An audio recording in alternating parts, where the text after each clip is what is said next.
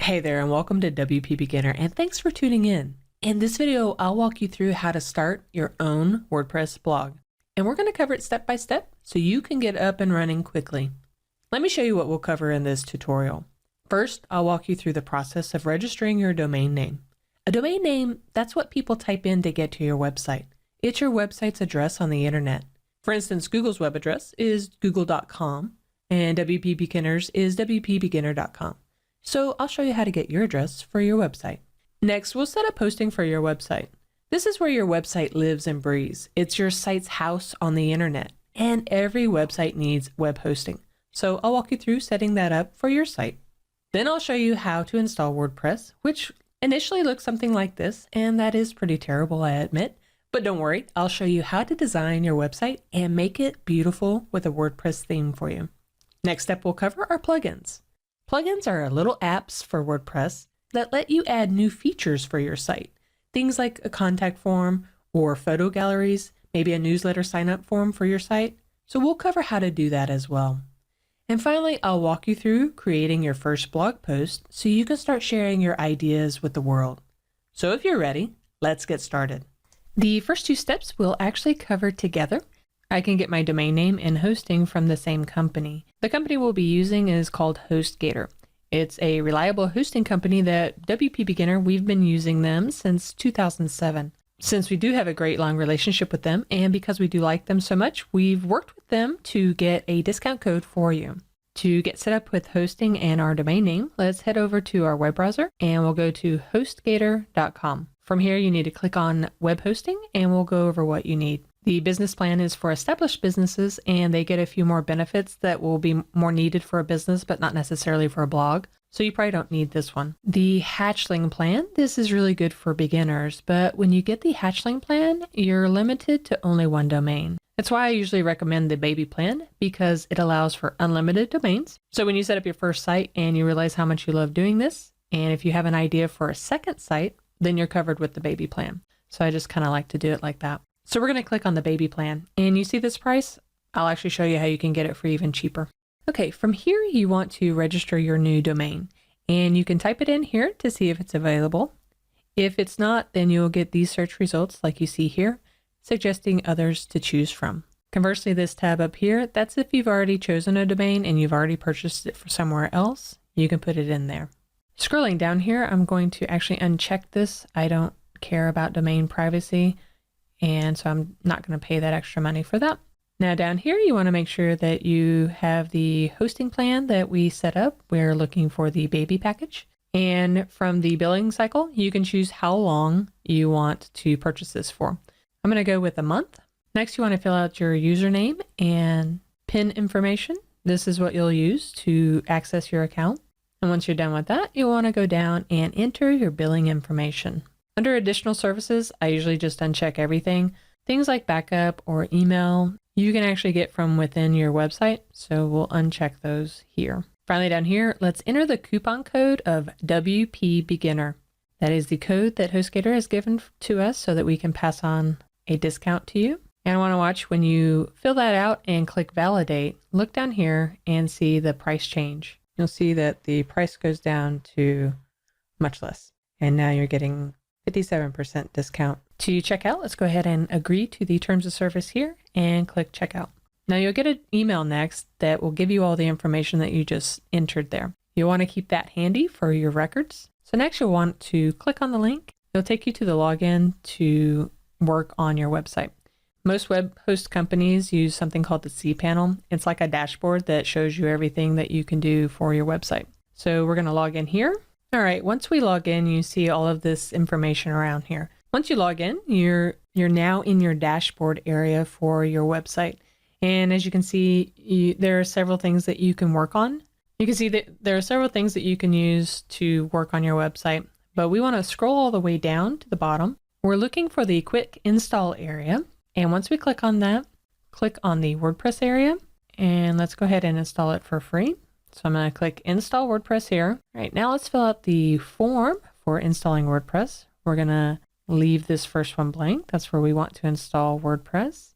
And then next we need to fill out the admin email, fill out the blog title, the admin username, I'm going to do your contact information here. And when you're done, just click install WordPress. And what that's going to do is it's going to install WordPress for you. And then as you can see up here, when it's done, you get a notification that the installation is complete. If you click on the view your credentials here, you'll get all the information you need to log into your website so you can start customizing it. You want to keep this information handy so that you can access it whenever you need to. So I quickly want to go over what we've done so far. So far, we've gotten a domain name, the address for your site. We have set up hosting, and we've installed WordPress. It's all the technical stuff that just has to get done for each website. And now that that's done, we can move on to the fun stuff. And that's setting up your website and designing it and making it your own. All right, now that we've installed WordPress, let's go to our website and see what it looks like right now. I'm going to open a new browser and type in my web address to see it. Here it's a little bare, and I'm not excited about the look, but that's okay. We'll work on the look next by finding a theme. In WordPress, a theme is a pre-made design that a designer or developer created, so you don't have to know the code to get that look on your site. Instead, you just use the theme, and then you can further customize it and make it completely your own. To do that, we need to go to our website dashboard. To go to the back end of your website, just type in your web address in the browser and then add wp-admin at the end. This will take you to the login screen, and this is where you'll put in your username and password that we saved earlier. You can also click Remember Me, so you don't have to do this every time. Now that we're logged in, this is the back end, and here's the dashboard area. You can get a quick glance of how your site is doing. You can see here things like your posts, your comments, and pages.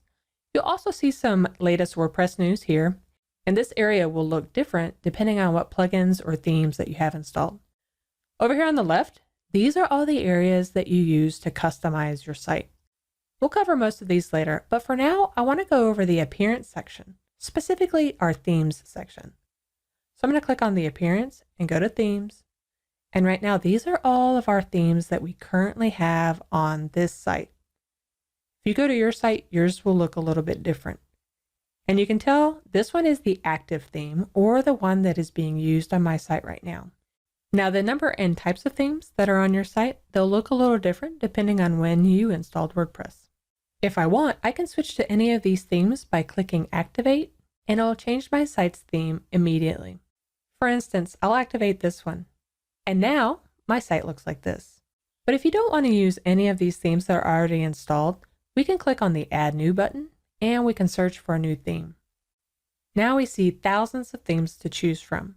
All of these themes are created by a designer or a developer from all over the world, and they're reviewed and approved by WordPress. They're stored in what's called the WordPress theme repository, and since they're reviewed, you know that they're safe for your site. You can search by featured by, theme popularity. You can find the latest ones that have been uploaded. You can save your favorites here, or we can also do a feature filter, and that's what I'm going to show you right now. So you can click on the featured filter area and check off some of the features that you know you want for your site. You can also filter by the type of site that you'll want to have, such as a blog or maybe an e-commerce site. I'm going to click Apply Filter to see the results. As you scroll through and look at them, you can hover over in a theme image and you can see the details and preview to see what it might look on your site. When you do that, it's not actually activating it, it's just giving you a preview of what it will look like. So go ahead and take a few minutes, look through all of these themes, and pick one that you might want for your site. For this video, I know which one I want to use, so I'm going to type it in here and search for it. And once it pops up, I'm going to click Install and then activate it. And now looking at the site, it's already a huge difference from what it was. Now we just need to customize it. All right, to customize it, we just need to go back into our dashboard area. And I'm going to go to the Customize area. A couple of things about this area is, number one, if you selected a different theme than what I have, then this area will likely look a little bit different. This area is just dependent on which theme you get and what options are available for you.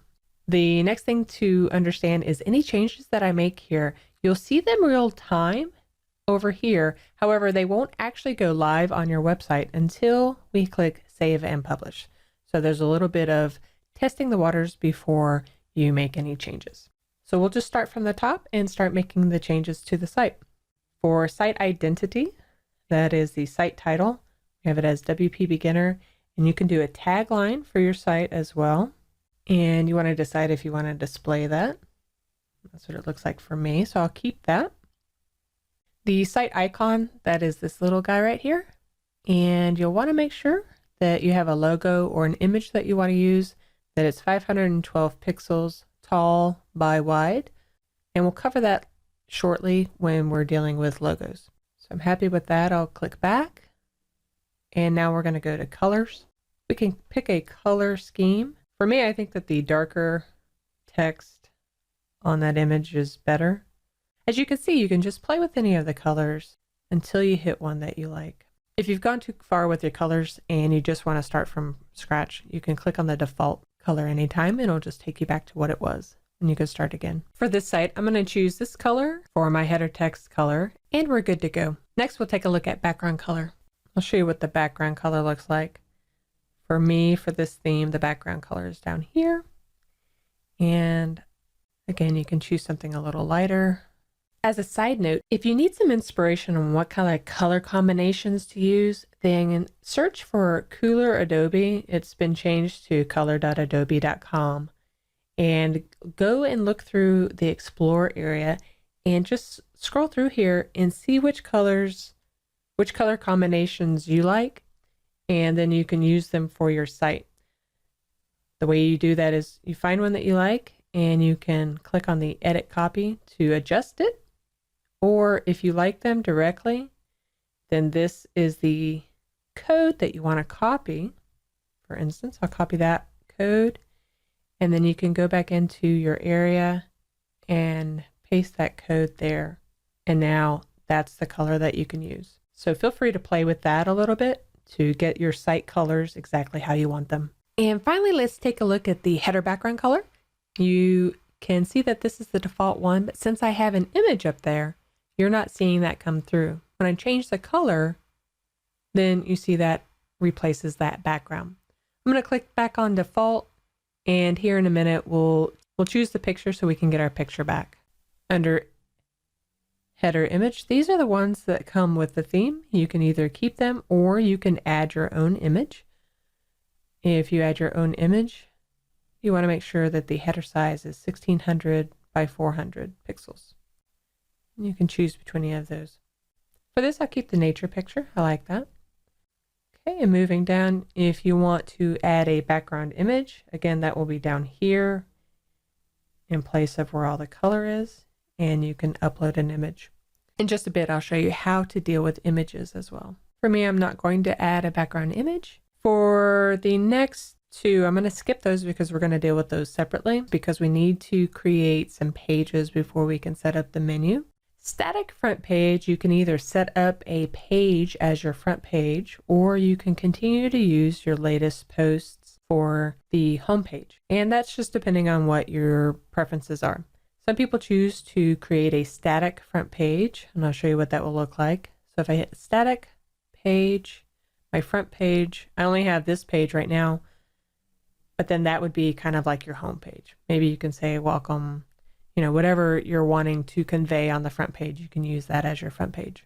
Since we don't have a front page set up, and I really want to keep this as a blog, I'm going to go ahead and just keep it as my latest posts. You can go back. For the accent color for this theme, that's everything that you see here, the icons, the underlining comment, or you can pick from the standard one, or you can also, if you have a particular color that you want to use, then you can use the color picker like we did before. For me, I'll use the orange. We have one more called the post option. That is when you get more posts, do you want to show the full post and have people just keep on scrolling all the way down till they read it all? Or do you want just a post excerpt, or meaning a small snippet of the post, and then they'll have to click on read more? For me, I'll keep it as post excerpt. And now that we're done with that, I'm going to click save and publish. So all those changes that I just did will now become live. And you can see that by going back to our site, clicking refresh, and now all those changes are made. The next thing I want to do is walk you through how to create your first blog post. So we'll be able to change this out with your own blog post. And by the end of this section, you'll know how to create blog posts for your site. That'll include adding text, formatting that text, adding images, embedding video, adding links to your site, and more. So if you're ready, let's go ahead and get started. So we'll head back over to our dashboard, and under here, we want to look for posts, and we'll add new. And this is the area where you will work the majority of your time on your site for, because you'll be adding your own content. So we'll just walk through this step by step so you can get a good feel of how to add your own blog post. When you're creating your articles, you want to create a good blog post title. This is a catchy title that tells the reader what this blog post is about. And then this area is your visual editor, or the area where you can type it in. It's like your Google Docs or a Microsoft Word document, and it has many of the same features and functionalities up here. These are the formatting tools that you can use for your site. And you want to make sure that you click this button, because then it shows you a second row of more formatting buttons that you can use. So with this, you can just add your content and format it as you need. So I'm going to add a little bit of text in here that we already have. All right, now that I've added a little bit of text, we can format it a little bit. When you're in here, you can highlight things, left click and highlight, and maybe change the heading on that to be a larger heading for you. Highlight these items because we want to do bullet items for those. And what if somebody said something about this? We can actually do a block quote, and that'll look like a quote that somebody said. And what if all of these are actually, they should be links to another area? You can highlight that. We want to insert a link, and then we can do link options. And when adding the web address, you can either add the web address here, you paste it in because you know the web address that you want to add. When you click open a new tab, then that means that the page that people are reading will still stay there, and it'll open up this link into a new tab. That's actually a good way to keep your users on your site without them losing their place. So I will do that. Now, if you want to link to your own information on your own site, which is always a good idea, then WordPress will show you pages and posts to choose from down here, and you can even search and it'll bring up the most appropriate one like that. So I'm happy with this link up here. I'm going to click add link, and when I do that, you see that there's a link there. So we've added a link there, we've added some bullet points. This looks really good, however, it's pretty text heavy. So let's go ahead and add some images. Images are all kept in the media library, but you can add them from a button up here. So I'm going to click here, press enter, and I want to add a media file. From here, you can either drag a file in here, or you can click select file and navigate to your image, find it, and open it. WordPress will bring it into the media library, and you have all this information over here: the size of the file, the dimensions, the web address that you can find this image. You want to give it a good title, and you always want to add the alternative text. The alt text will tell them what the image is about. Down here are a few display options. You can either align the image, you can make it link to a custom URL or link to itself. That means it'll open in a new window, or you can do none. I'll do none for this one. And the size, when you import an image, WordPress will create different dimensions for the different areas. So for this one, we're going to do a medium, which is a 300 by 200. And when I'm happy with it all, we can insert it into the post. And you see it's up here. Once it's inserted, you can still do a little bit of adjusting. As you notice, I clicked on it and I have my ability to see what it looks like if I align it left, which I like. You can also align right, and that just depends on how you want the flow to go. Now I want to add a video for my users who like video. So I'm going to go out to YouTube, find the video that I want to add. I'll click on the address bar so I can right click and copy. Now I need to head back over to my post. Scroll down to the area where I want to put it. Click enter to create a new line. And from here, I'll right click, paste it. As soon as I click paste, it'll bring that video into my blog post, and now we're ready to go. All right, that's all looking pretty good, and I like that. So those are the main items that you'll use when creating your blog post. The final thing you want to do is you want to either publish it immediately, or if you're doing multiple blog posts at once, you can also schedule them out for a future date. And when you do that, then you can just click schedule. I'm happy with my blog post, so I'm going to click publish. And now we have our link here that we can see what it looks like. Scrolling down, we see that we have our title like we want. You see the publish date and the author. Over here is our image that we have. Scrolling down, you have the bullet points that we've created. And this is what a quoted text looks like on this theme. Right here is a link that will take you to a new website, and that's opening up into a new window like we set it up to do. As we keep scrolling, we also now see our embedded video, and I can play it from here.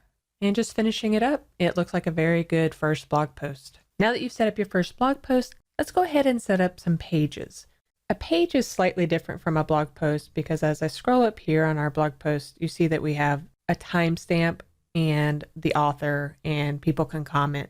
Well, a page on WordPress is a little bit different. This is information that doesn't change. It's pretty static, meaning it doesn't change over time. So it doesn't need a date stamp and it doesn't need an author. It's just information about your site.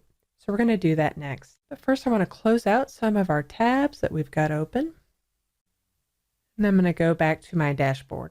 You can always get back to your admin dashboard by adding admin to the end of your site like that. All right, from the dashboard, we're going to look for the pages area and I'll click add new. The first page we'll do is our about us page. This is usually all the information that will make somebody want to read your site. It gives them just a little bit more information as to why you have the site going on and what they can expect from reading your site. So you'll want to fill that out. I'm going to copy in the info from our site. And just like with the blog post, you can use all of these formatting areas up here to format your text. So there's our about page. I want to go ahead and do one more. We'll go ahead and publish that. The next page we're going to create is a contact us page. And to do that, I'll actually need to install a plugin. Plugins are like WordPress apps, and they help your site do more. You can add functionality like, say, a photo gallery, maybe a contact form, or even an online store just by installing and setting up a WordPress plugin. So I'm going to go into plugins, add new, and just like with themes, these are all the plugins that are coming from the WordPress plugin repository. WordPress reviews all of these and houses them in one location. The plugin that I'm looking for is called WP Forms Lite, and this is the one I want, so I will install that and activate it. Now, every plugin is different. Like I said, every plugin gives you extra features for your site. This particular plugin allows me to create a contact form very easily. So now that I've installed it and activated it, you see this new section over here. So we need to create a new one. And this is the dashboard for the form. I'm going to just create a contact. I'm going to name it Contact Us. And I'm going to go ahead and use a template that they have. Simple contact form. It does most of the work for me. And you see here, this is what it'll look like. You'll ask them for their name, and you can decide if you want it to be a required item or not. You can also choose if you want to have the first and last name, choose to have the email, and then you give them an area to comment or send you a message. This is all very good, and we actually want all of this. I will just use the simple. We just need their first name, And looking over it, it all looks good. So I'm going to click Save. And you can either click Embed here, but we're going to create our page, and I'll show you how to add it from the Contact Us page. So I'll close that out. And now we have our form. We see it here. So to add that to our page, let's go to Pages, Add New, and we'll create a contact page. And now you see this new button here. Before we just had the media. So I'll click Add Form. These are all the forms we have available. That's the only one I want. So I'll click Add Form. And you see this bit of code. In WordPress, this is called a short code. And it brings in all the information that you need once you hit publish. Above here, I'll add a little text that will come before the form just to give the reader a little bit of information. Now I'm happy with it since it's a really simple contact page. Now I can show you what that looks like on our site. I'll open up a new page, scroll down, and then this is our Contact Us form. Very nice and clean, and people can now get in touch with you in a simple way. All right, now that we've got our pages installed and we have our first blog post, you notice up here we don't have our menu.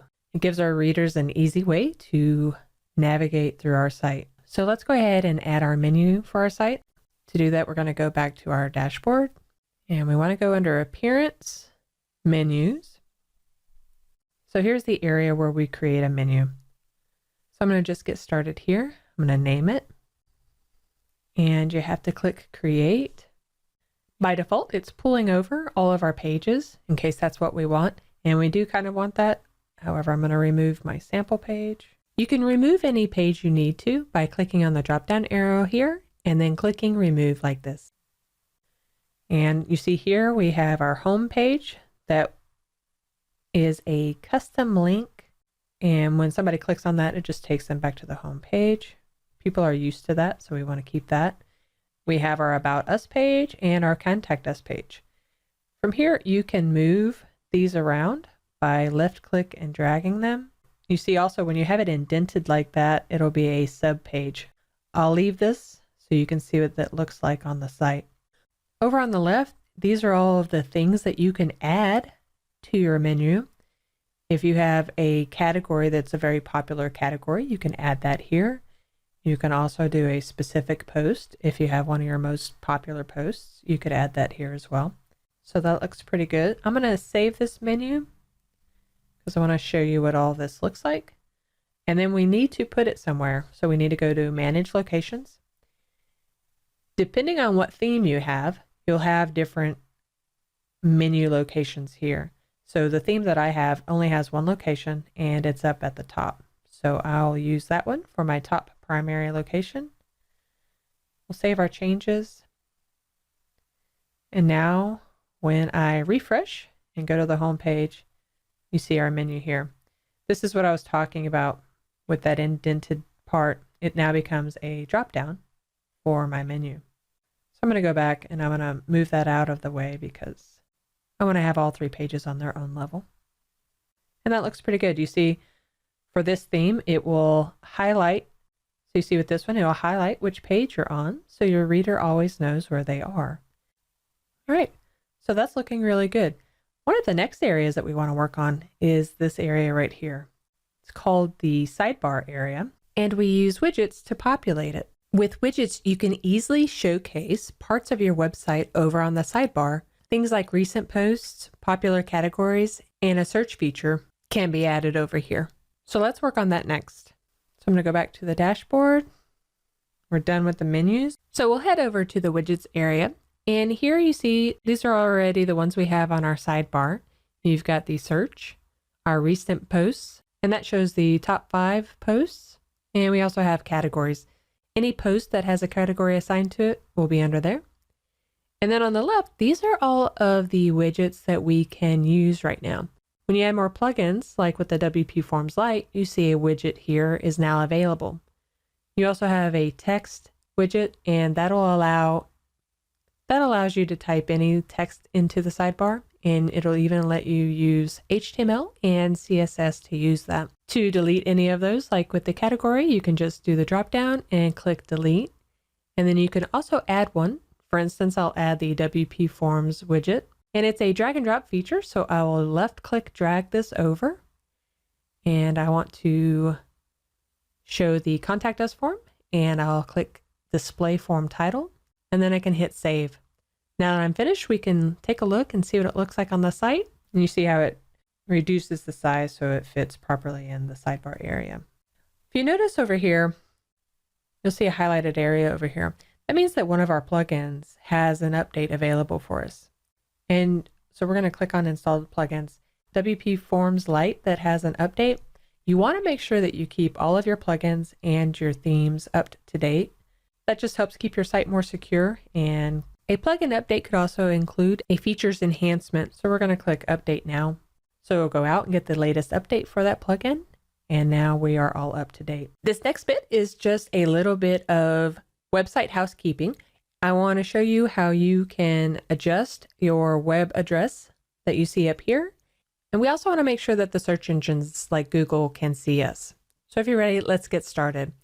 You see when I click on my blog post here, you have all of this information up at the top, and it's sorted by the date and the month.